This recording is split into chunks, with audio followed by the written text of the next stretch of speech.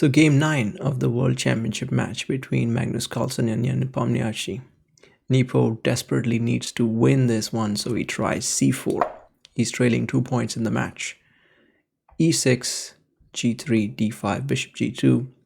And now a move that surprised a lot of people, d4, because this leads to a lot of dynamic positions, which would favor Nepo's ambitions to win in a complex struggle.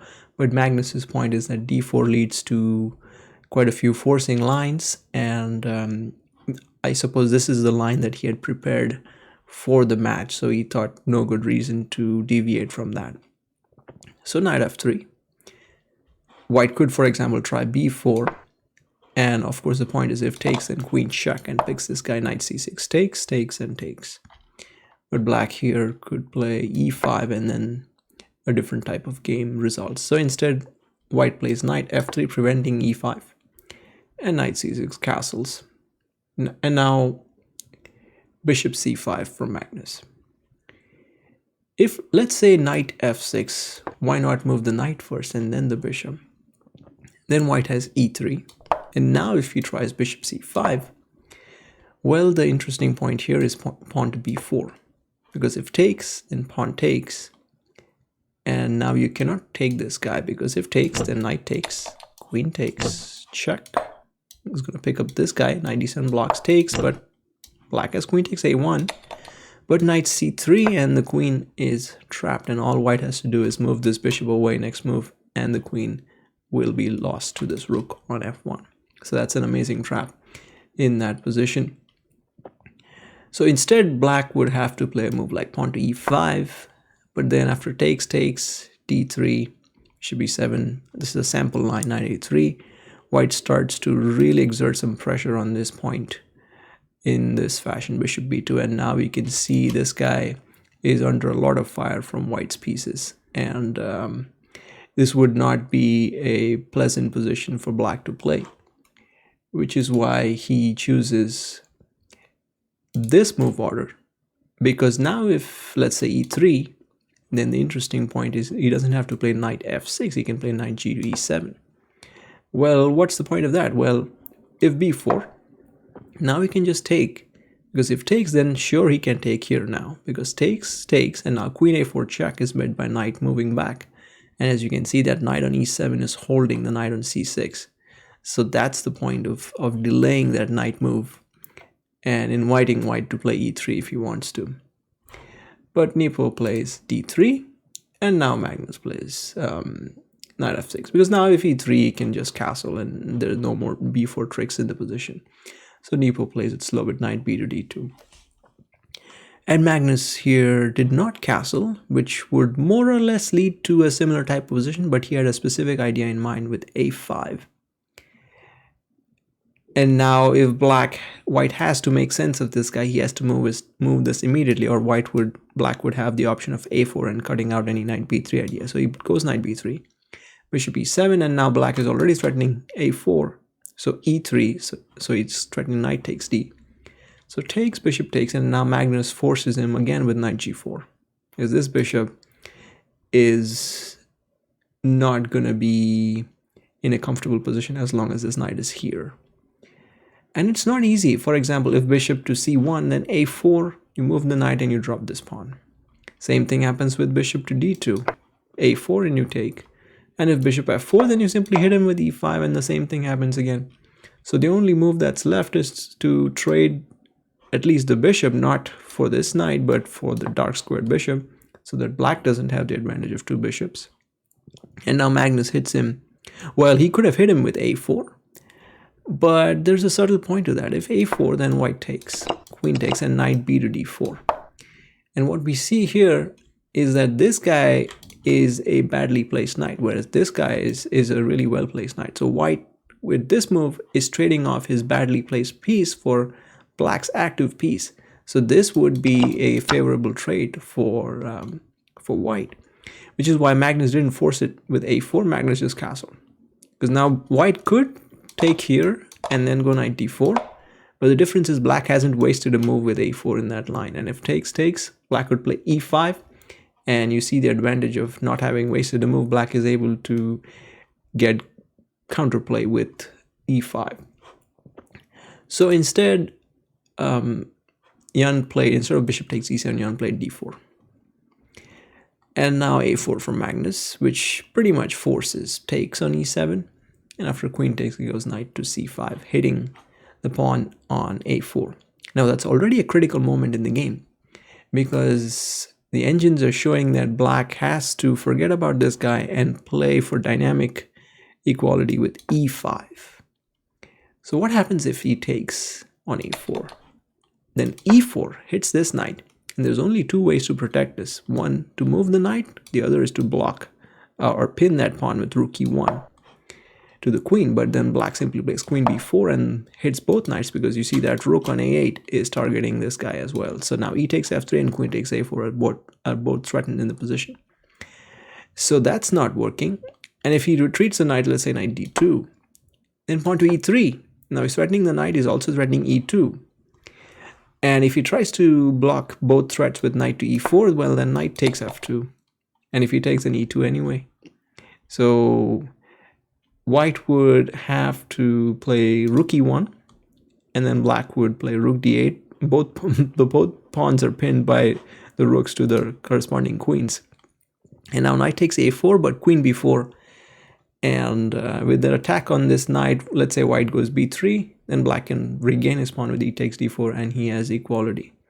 So that was the engine line in this position. But Magnus said, okay, my pawn's attacked, I'm going to play a3. And Nepo here missed his huge chance in the game to play b4. And he only thought probably less than 5 minutes over this, and he played b takes a3, which is a weak move, because it doesn't really threaten black with anything, whereas b4 is quite strong because it's threatening to hit this knight with b5. So he has to take, but then rook b1, and he can't take on a2 because queen d2 and the knight is trapped. So he would have to counterattack with a move like b6, but then rook takes, b4 takes, and now rook b5. And he does not have time for c takes d4 because of knight takes d4, and now both the rook and the knight are attacked, and the game is lost. So black would have to play rook to a6, but then rook takes c5, and look at how beautifully this rook is positioned here. And this knight is in no man's land. This pawn could potentially be weak in the future, and white has really good pressure on black's position. This rook is not easily dislodged, at least not at the moment. And so this was Nepo's best chance in this position, but he missed it, and he played pawn takes a3. Magnus now first improved his position with rook to d8, because that pawn's not really going anywhere, and he's creating pressure on d4. Plus this knight's going to be loose. Once you take here, the knight on c5 is loose, so he moved it back to b3. And now Magnus moved his own knight to f6, saying, okay, what are you going to do? You're not really going to hold this pawn. I've already got a double attack on that. I just moved my knight back to a useful square because its job is done, and I don't want it to remain loose on g4. So Nepo here played a move which revealed his long-term plan in this position. He played rook e1, and he's targeting this guy on e6, as we shall see. Now queen takes a3 and queen e2.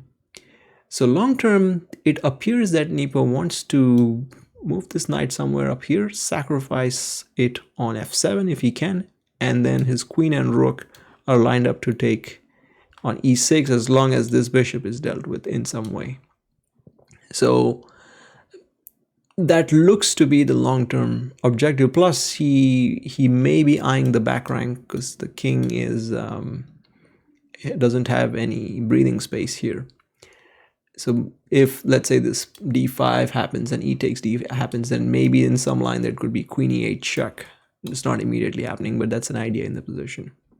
So Magnus plays h6 immediately to create some air for his king, and says to Jan, okay, what do you have? Show me your hand. Well, I just sit there and I can wait and I can react to your moves accordingly. So Nepo plays h4, because his eventual plan is to play g4, g5, and with this pawn on h6, it's hard to play g5. So he plays h4 so as to support that pawn when it's on that square. So that's an interesting response. H4, bishop d7. He's forcing Magnus to say, I'm not gonna reveal my hand completely, you gotta make some moves here. And so he plays bishop d7. Magnus cannot afford to just keep waiting. And now knight e5. I was looking at an interesting line here with bishop to h3. Can we try for an immediate g4, g5? But knight a5, this counterplay on the queen side is really annoying. Because let's say knight d2, don't want any trades here, bishop to a4. And of course it's an engine line. And now if g4, it reveals the point of that bishop a4 move, because it uncovers this rook to hit d4 of all pawns. And after knight takes, queen takes h3. And black has amazing compensation for his exchange. In fact, black is close to winning this position. So these ideas don't work. So Nepo had to play more directly with knight e5. And Magnus simply drops the bishop back, saying, no problem, you can take here if you want, you'll just open up the b file for me. And again, black is threatening d4, so there is no time for g4, g5. So he had to defend that with queen e3.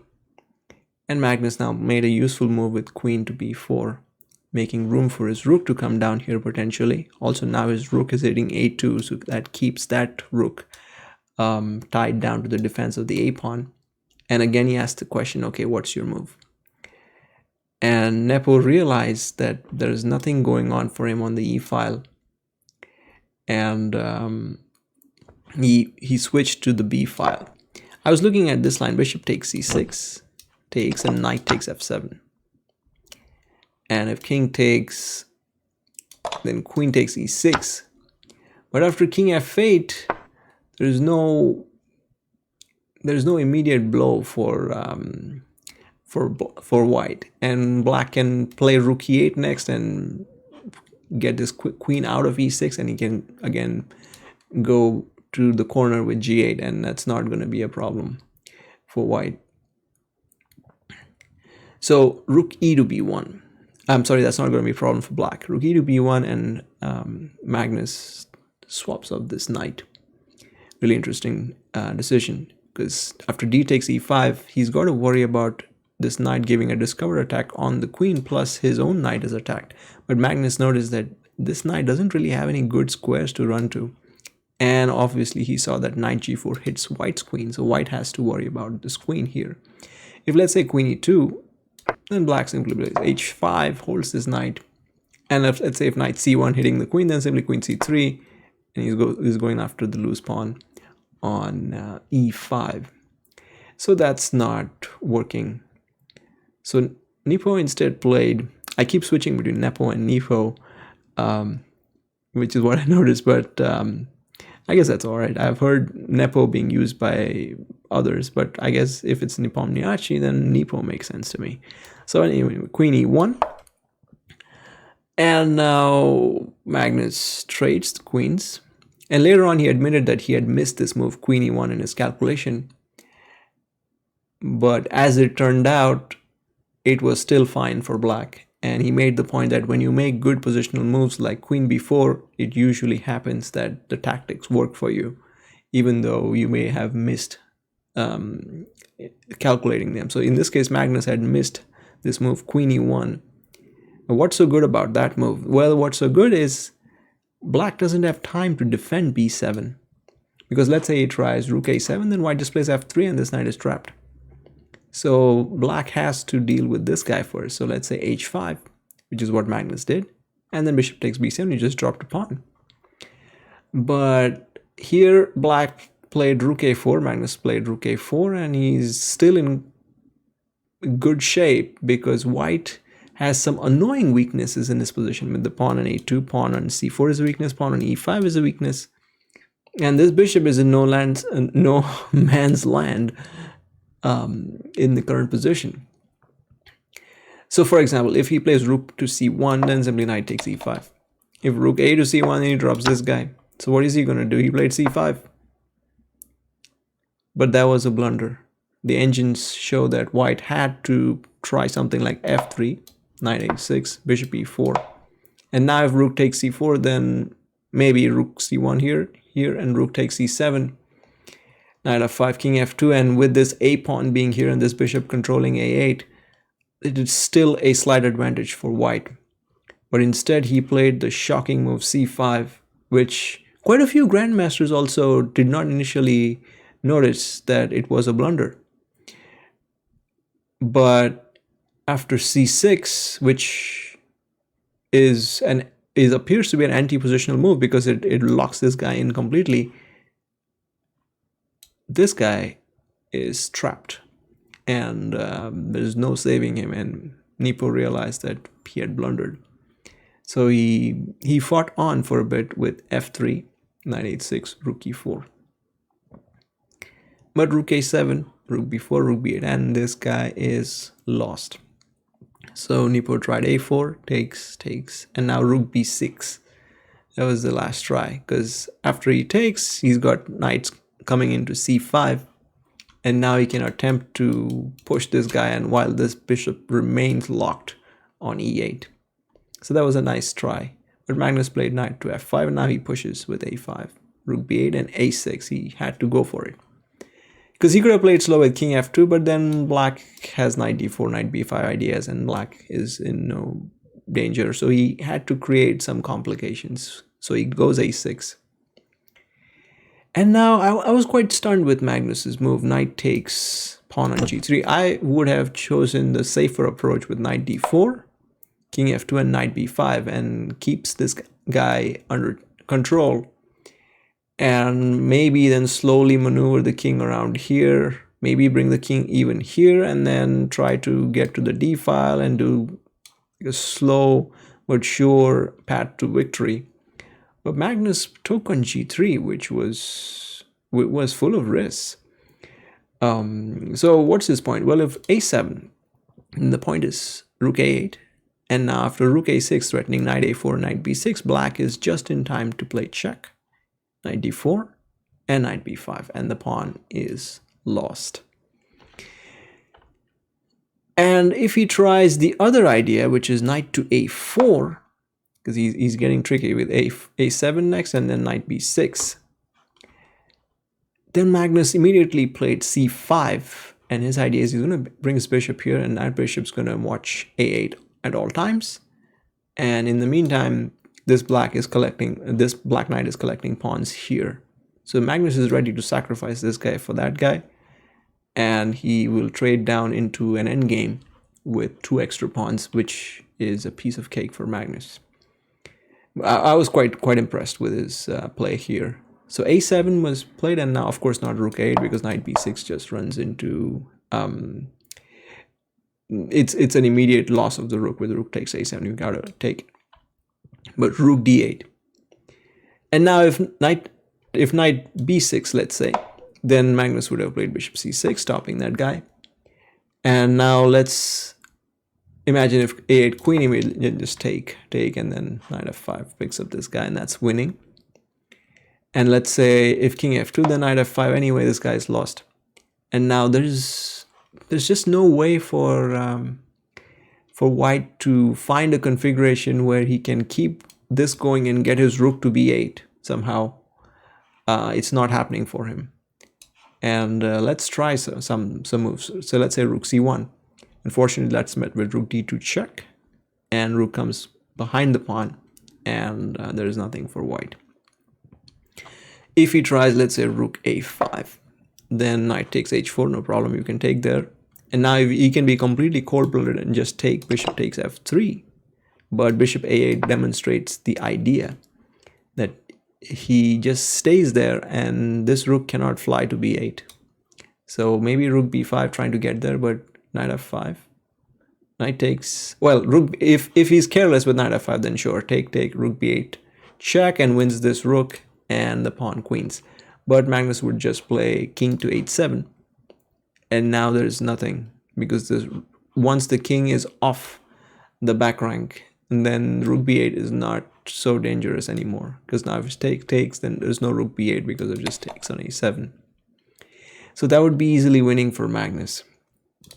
So Nepo played knight takes c5, but then Magnus just blocked that pawn and he froze this rook from moving anywhere else. He's ready to take on a7 if that happens. And his bishop's ready to come down here. His knight, on the other hand, will take the pawns here. So that was enough for Nepo, and he resigned the game.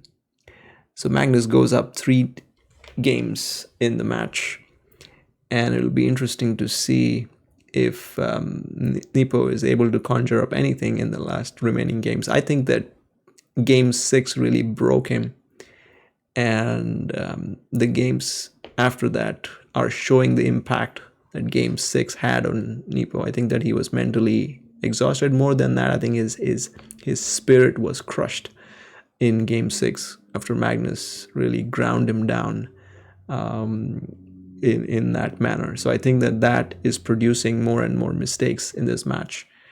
And it's not clear if Magnus is experiencing any fatigue. Certainly he admitted that he was tired in some of the earlier rounds, but in this game he doesn't show any signs of fatigue, and especially with a move like knight takes g3, he announces like, hey, I'm very much alive and I can calculate complex lines and take you on. So great win by Magnus after Nepo's blunder, and it remains to be seen what Nepo can show in the further rounds, if he can show anything at all.